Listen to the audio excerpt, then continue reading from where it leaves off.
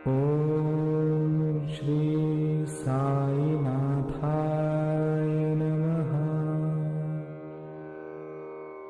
ॐ श्री साईनाथाय नमः।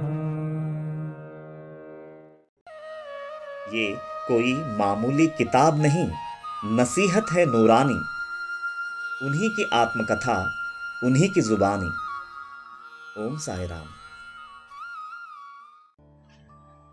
ओम साई राम।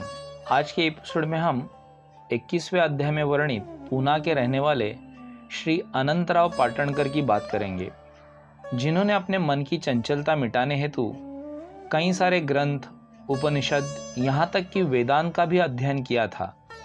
उसके बावजूद उनके मन की चंचलता मिट न पाई। तभी उन्हें पता चला कि शिरडी के साईं बाबा हंसी मजाक करते हुए यूं चुटकियों में मन को स्थिर कर देते हैं। तो वे बाबा का दर्शन लेने शिरडी आए और बाबा से कहने लगे कि इतने अध्ययन के पश्चात भी मेरे मन की चंचलता वैसी की वैसी है। आप कृपा कर मेरे इस चंचल मन को स्थिर कीजिए। तभी बाबा ने एक कहानी बताने शुरू की। एक दिन एक सौदागर आया और उसी समय एक घोड़े ने लीद के 9 गोले डाले। तो उस सौदागर ने बड़ी तत्परता से उन लीद के गोलों को अपने दुपट्टे में कस के बांधा और तुरंत ही उस सौदागर का चित्त एकाग्र हुआ।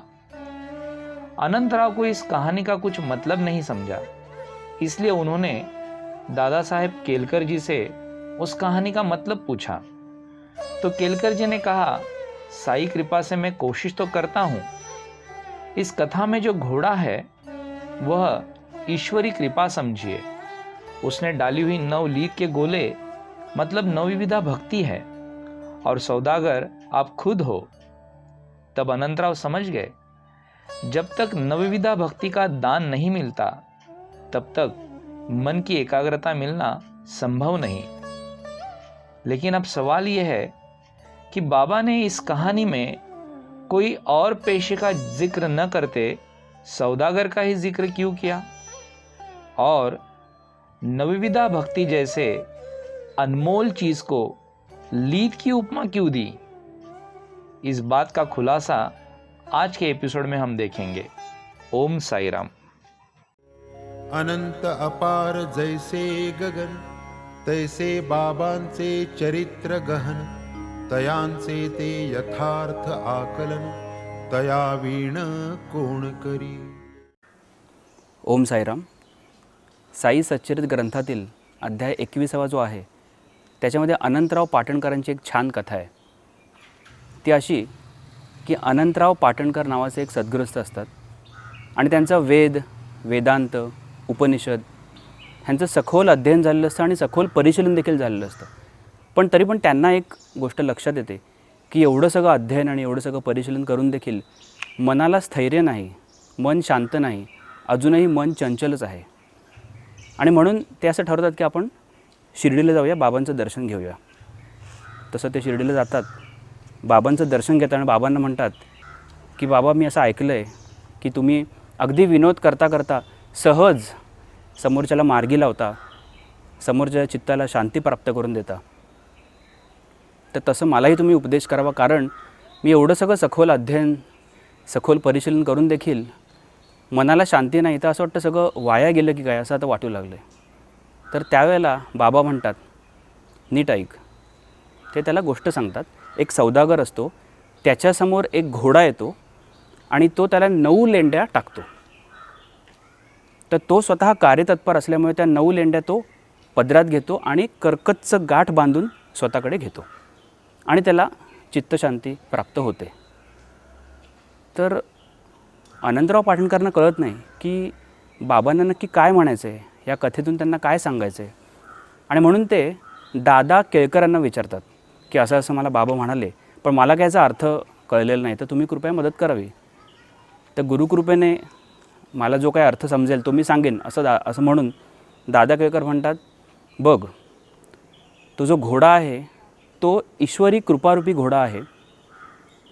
त्याच्या लेंड्या आहेत 9 लेंड्या, त्या नवविधा भक्तिरूपी आहेत आणि तो जो सौदागर आहे तो तू स्वतः आहेस, असं म्हणून त्यांना अर्थ ते सांगतात.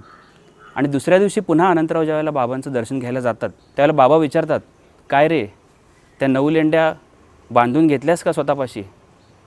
तर त्यावेळेला अनंतराव म्हणतात की आपली कृपा असावी. त्यावेळेला बाबा म्हणतात कल्याणमस्तू. असं म्हणून अनंतराव पाटणकरांना फार आनंद प्राप्त होतो. अशी ती छान कथा आहे.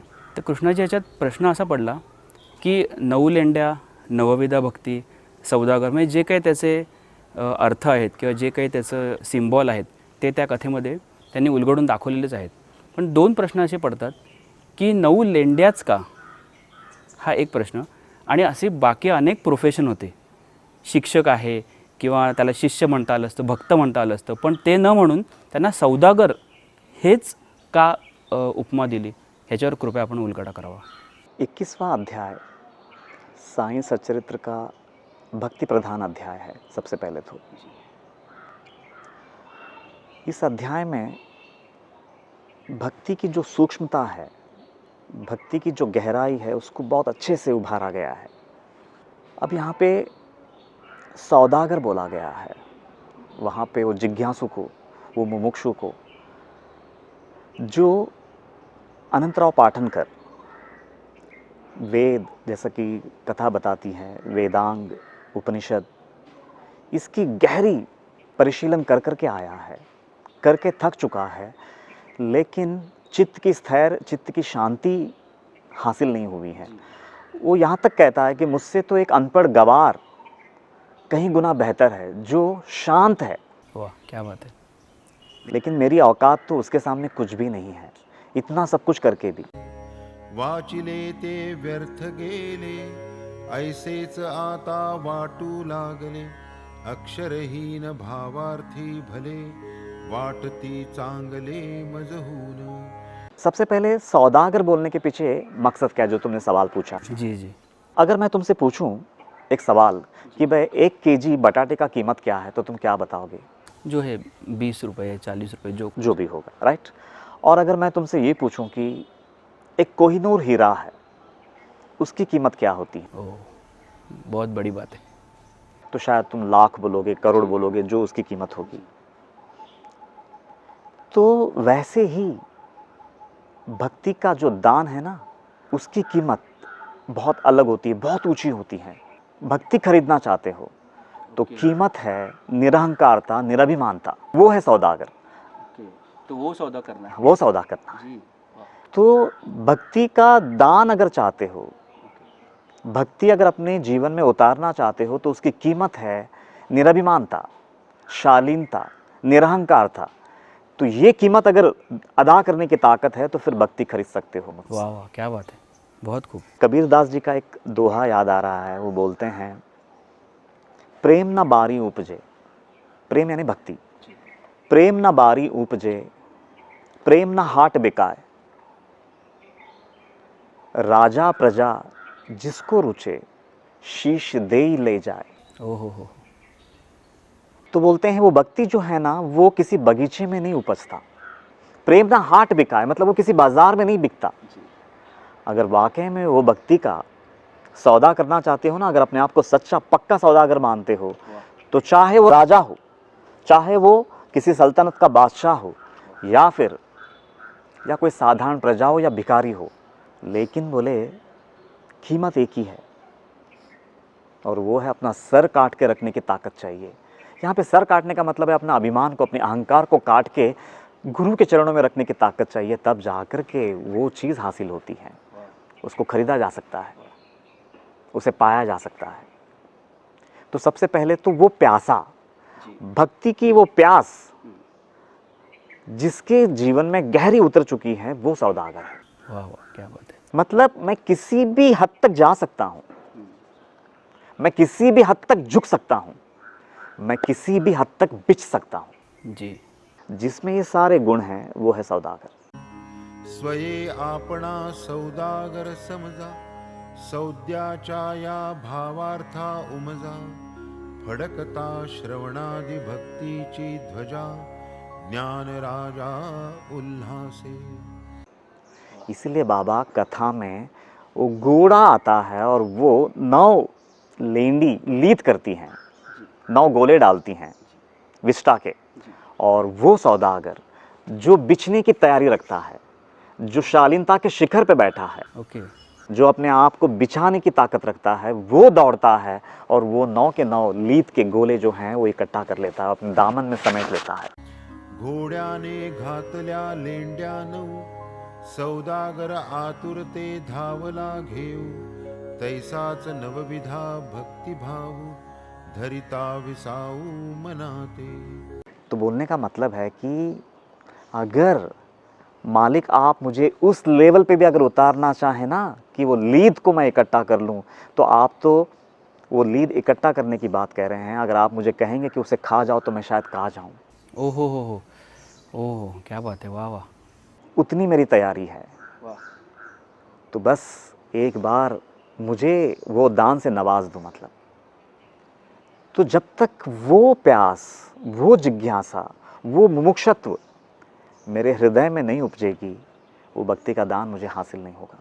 हालांकि वो जो 9 विधा भक्ति है, आगे जा कर के जो खोलते हैं इसी ग्रंथ में कि वो 9 लीद जो है वो 9 विधा भक्ति के प्रतीक हैं। हम लोग वो 9 विधा भक्ति के ऊपर अलग सा मतलब टॉक करेंगे, लेकिन ये सारे टॉक्स जो है ना, जिसमें कि बहुत गहरा, जहाँ एक तरह का प्रवचन जैसा बात करना होगा, वो हम बाद में कर लेंगे। मतलब अभी तो हम फिलहाल कथा ओपन कर देते हैं। वाह वाह क्या बात है। तो सौदागर और लीद, मुझे ऐसा लगता है शायद खुल गया होगा। वाह वाह क्या बात आहे, बहुत खूप खूप सुंदर कृष्णाजी. कृष्णाजींचं विवेचन ऐकल्यावर संत तुकाराम महाराजांचं एक ओवी आठवली, रात्रंदिन आम्हा युद्धाचा प्रसंग. म्हणजे खरंच सखोल अध्ययन, सखोल परिशीलन जरी केलं त्याच्यानंतर ते युद्ध सुरू होतं. कारण ही गोष्ट लक्षात येते की एवढं करून पण आपल्या मनातले दोष काही जात नाही आहेत. आणि युद्ध जर खेळायचं आहे तर पहिले अर्जुन व्हायला पाहिजे. अर्जुन झालं तर समोर कृष्ण येणारच. आणि असं म्हणून ते स्वतः सरेंडर होऊन बाबांकडे जातात. बाबा कृष्ण होतात, हे अर्जुन होतात. बाबा मार्ग दाखवतात आणि कृपा करतात. खूप सुंदर कृष्णाजी. इस लीला का सार, इस लीला के माध्यम से बाबा हमें बता रहे हैं कि कोई कितना बड़ा ज्ञानी क्यों न हो, वो केवल ज्ञान के दम पर चित्त की शुद्धि, चित्त की शांति और परमेश्वर प्राप्ति नहीं कर सकता जब तक उसे गुरु कृपा और नवविधा भक्ति का दान हासिल नहीं होता। इस अध्याय का एक ओवी है जिसमें बाबा कहते हैं, कृपा ईश्वरी ते हे घोडे, हे तो नवविधा भक्तीचे कोडे, विना भक्ती न परमेश्वर जोडे, ज्ञाना न आतुडे एकल्या। और बाबा हमसे कह रहे हैं, निष्काम कर्मयोग से ही चित्त की शुद्धि होती है, उस शुद्ध चित्त में ही भक्ति ठहरती है और उस भक्ति के दम पे ही तुम्हें ये ज्ञान होता है कि इस पूरे ब्रह्मांड में बस मैं ही मैं हूँ और दूसरा कोई नहीं। बस यही सच्चा ज्ञान है, इसे ही मुक्ति, मोक्ष और ब्रह्म का साक्षात्कार कहते हैं। हृदय में नवविधा भक्ति समेटकर ईश्वर की कृपा रूपी घोड़ी पर सवार होकर ही कोई उस ज्ञान की मंजिल तक पहुंच पाता है।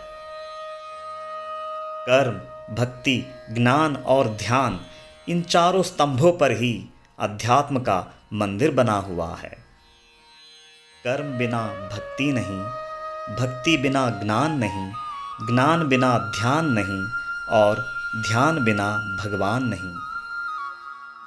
अंत में इस लीला पर मेरा हृदगत यही कहता है, भोली भाली गोपिकाओं की नवधा भक्ति की यही है पहचान, जिन्होंने पल भर में हर लिया उद्धव जैसे महाज्ञानी का ज्ञान का अभिमान।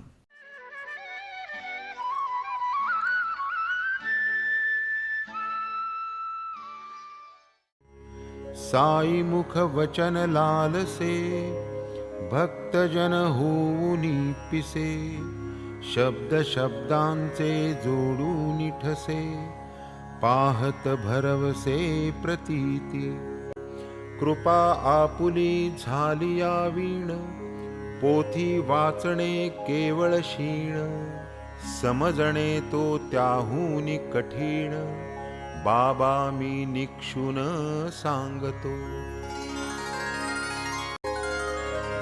श्री सद्गुरु साईनाथार्पणमस्तु शुभं भवतु